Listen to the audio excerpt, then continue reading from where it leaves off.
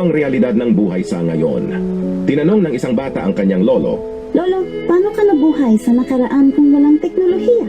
Walang computer, walang drone, walang bitcoins, walang koneksyon sa internet, walang TV, walang aircon, walang sasakyan, walang cellphone.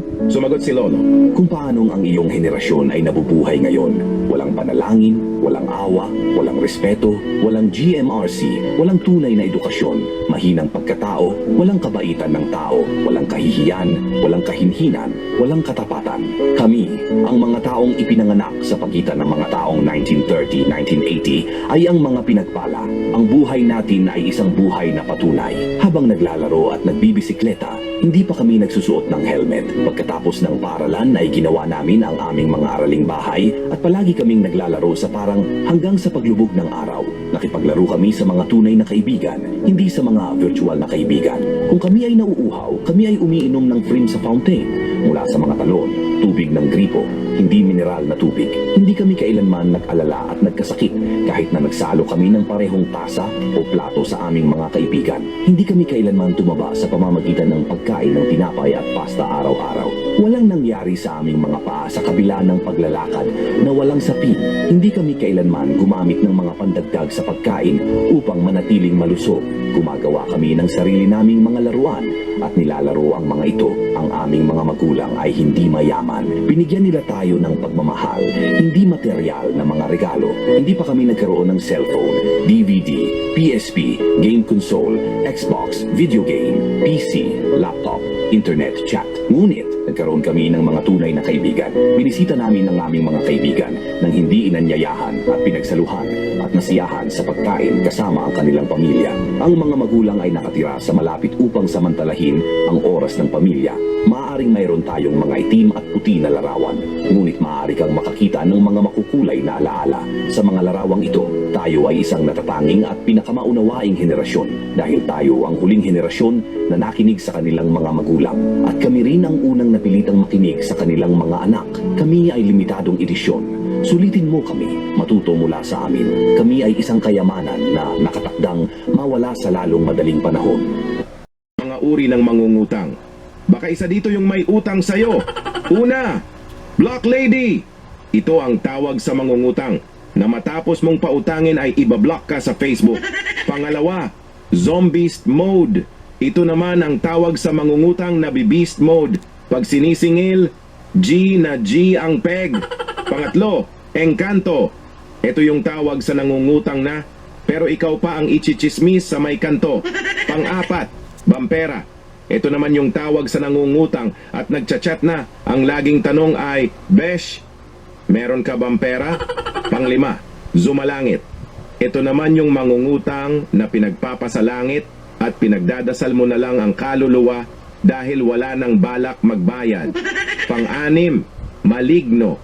Ito na yung mangungutang na maling-mali at very wrong dahil never ka nang babayaran ever.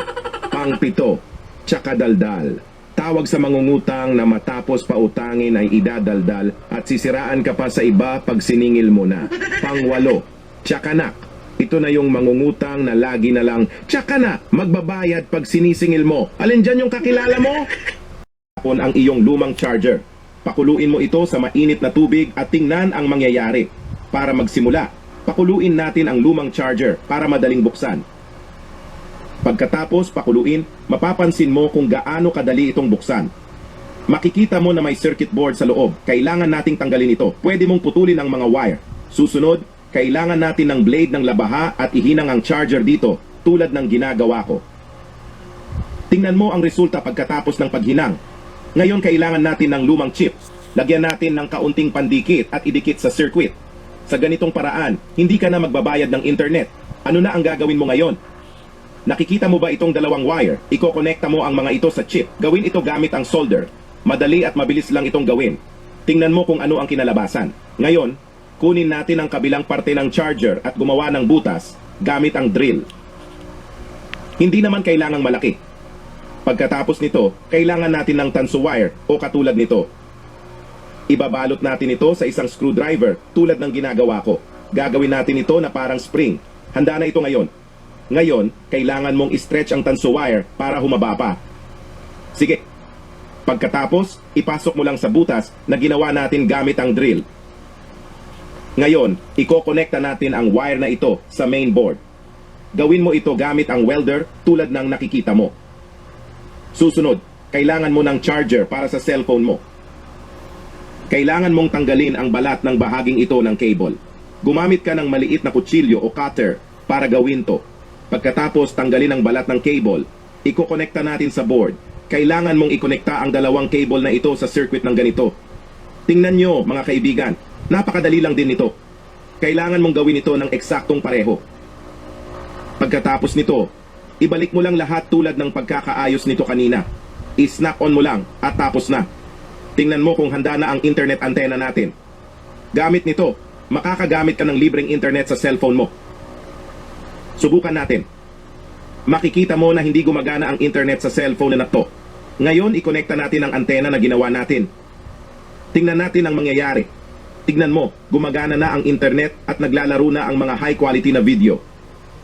Nangyari ito dahil gumawa tayo ng antena na gagana kahit saan ka pumunta. Hindi ka na kailanman magbabayad ng internet plans. Huwag na huwag mong itatapon ang magbayad ng utang. Ang mangutang na walang hangarin magbayad ay kawalan ng dangal sa sarili at kawalan ng tiwala sa taong inutangan. Dahil sa panahon ngayon, ang tunay na matapang ay yung mga taong hindi marunong magbayad ng utang. Ay pinaghahandaan ang kanyang kinabukasan. Ngunit ang mangmang, winawaldas ang lahat hanggang sa maubusan. Ang taong namumuhay sa katuwiran at kabutihan ay hahaba ang buhay, magtatagumpay at pararangalan. Ang taong marunong ay pinaghahandaan ang kanyang kinabukasan. Ngunit ang mangmang, winawaldas ang lahat hanggang sa maubusan. Ang taong namumuhay sa katuwiran at kabutihan ay hahaba ang buhay, magtatagumpay at pararangalan.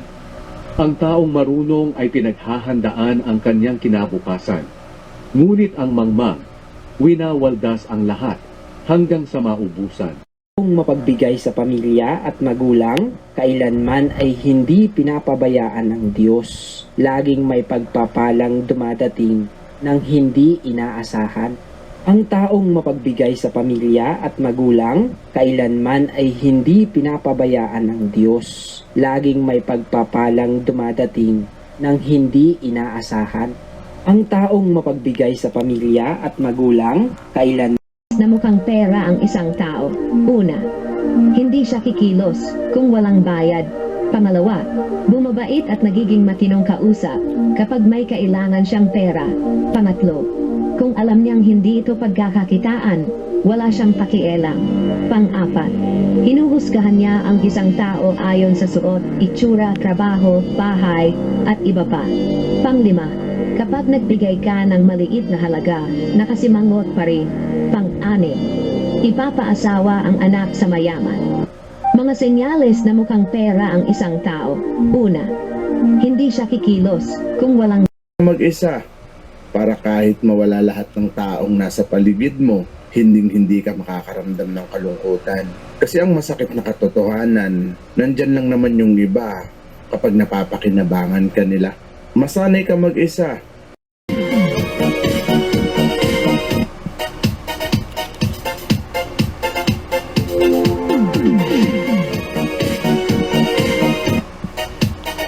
Kapag nagkapera ka, matuto ka namang mag-ipon, hindi yung ubus-ubus biyaya. Tandaan mo na ang pag-iipon ay parang pagtatanim ng puno. Hindi mo kagad makikita ang bunga, pero pagdating ng panahon, tiyak na anihin mo.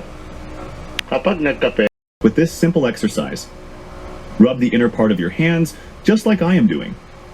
Practice for 4 to 5 minutes daily and help keep your heart healthy. Sakim sa salapi. Maging kontento kayo sa anumang nasa inyo, sapagkat sinabi ng Diyos, hinding-hindi ko kayo iiwan o pababayaan man. Kaya buong pagtitiwalang masasabi natin, ang Panginoon ang tumutulong sa akin, kaya hindi ako matatakot. Ano ang magagawa ng tao laban sa akin? Iwasan niyo ang pagiging sakim sa sa taong may sakit na diabetes. Una, ang palaya. Pangalawa, saluyot. Pangatlo, okra. Pang-apat, malunggay. Pang-lima, talbos ng kamote.